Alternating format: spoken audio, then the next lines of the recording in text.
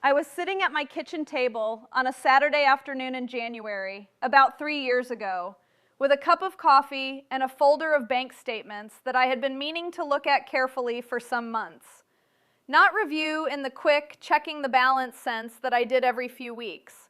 Look at carefully, methodically, line by line, the way you occasionally need to do with anything that has been running on its own for a while and that you have not given your full attention to in longer than you should. What I found in that folder changed the way I manage my finances.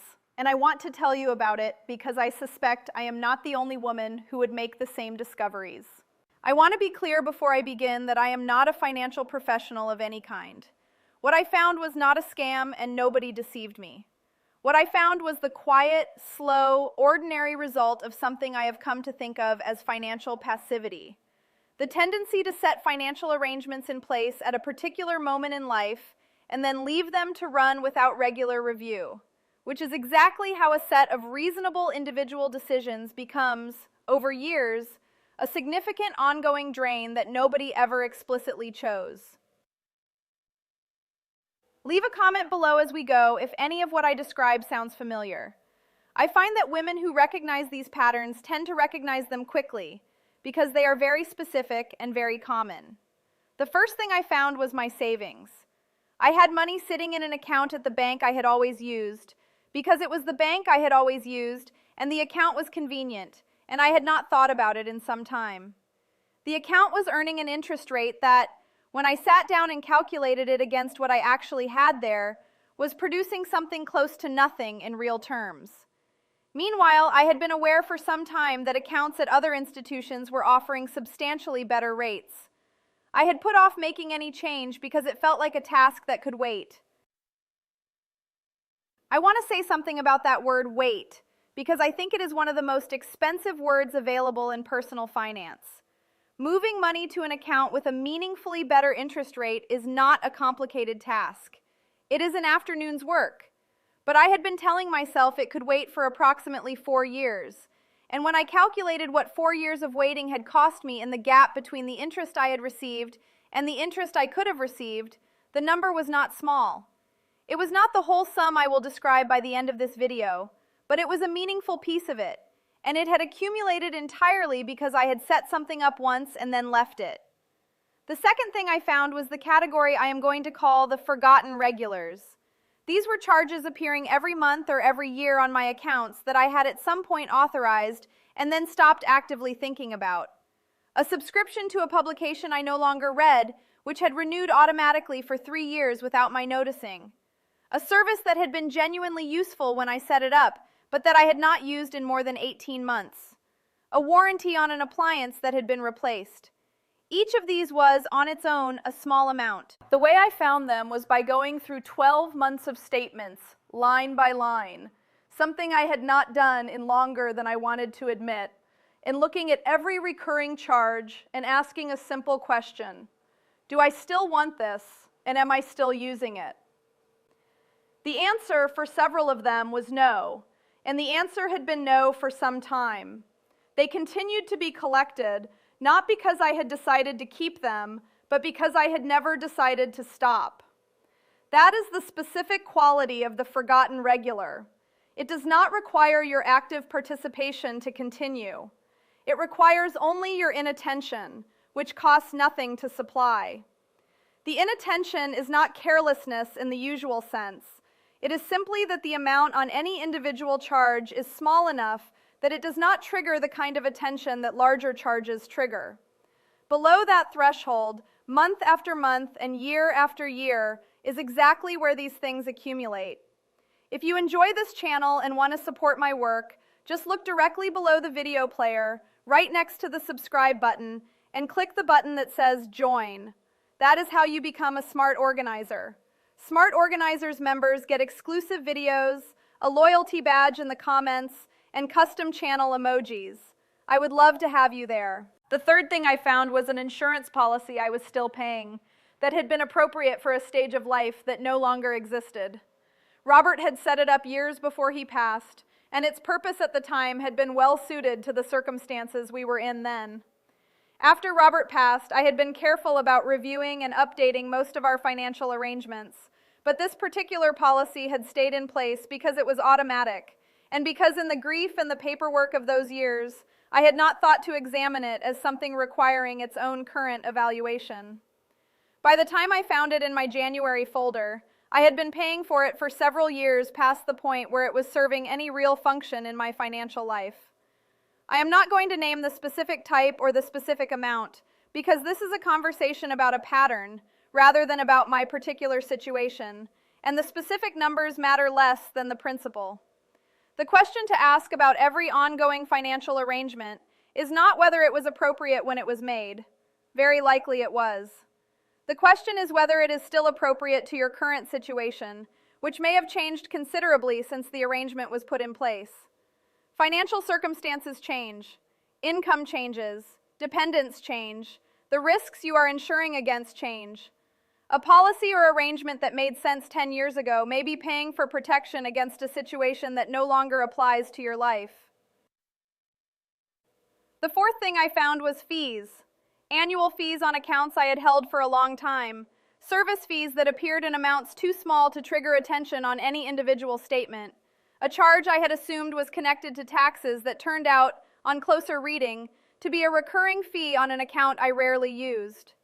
None of these were large on their own.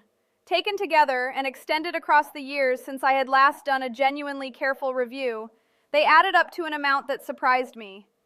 What I have come to understand about fees is that they are structured to be small enough that they do not produce the reaction that larger charges produce. The account or service is not hiding the fee. It is disclosed, it appears on every statement, and it has always been there.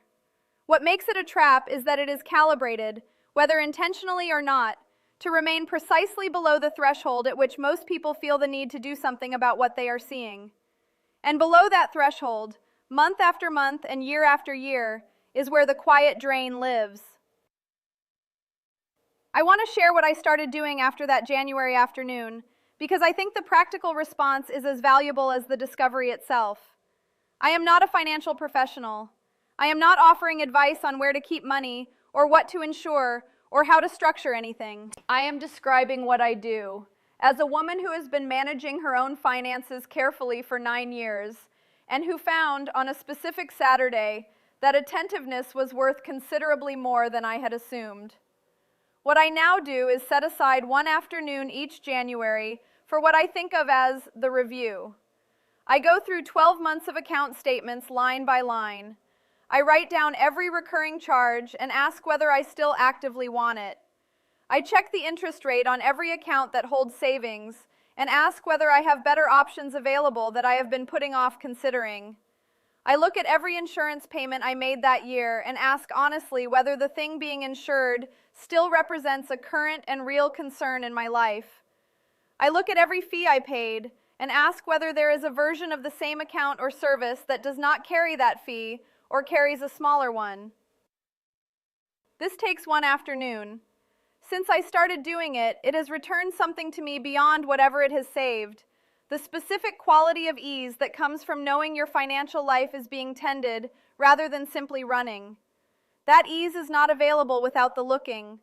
It requires sitting down with the statements and asking the questions and making the decisions, even when they are small, and even when the outcome of any individual question is that nothing changes.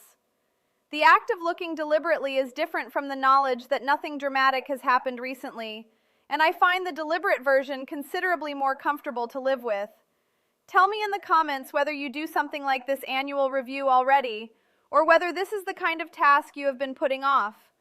I ask because I think the honest answer to that question tells you something specific about your current relationship with your own finances, and recognizing that clearly is usually the first step toward doing something about it. Now I want to explain the number in the title of this video, because honesty requires it.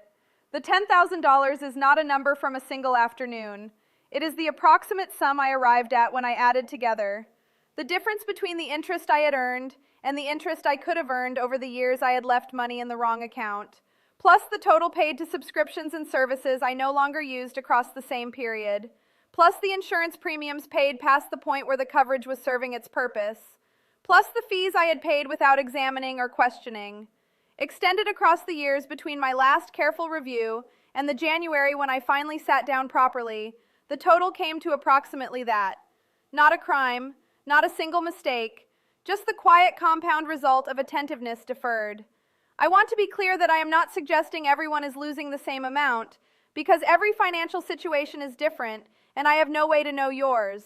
What I am suggesting is that most women who have not done a systematic review of their ongoing financial arrangements in several years will find something if they look. Probably not nothing. The only way to know is to look, and the only reason not to look is the same reason I did not look for 4 years. The assumption that it can wait, and the comfortable ambiguity of not knowing specifically what is there.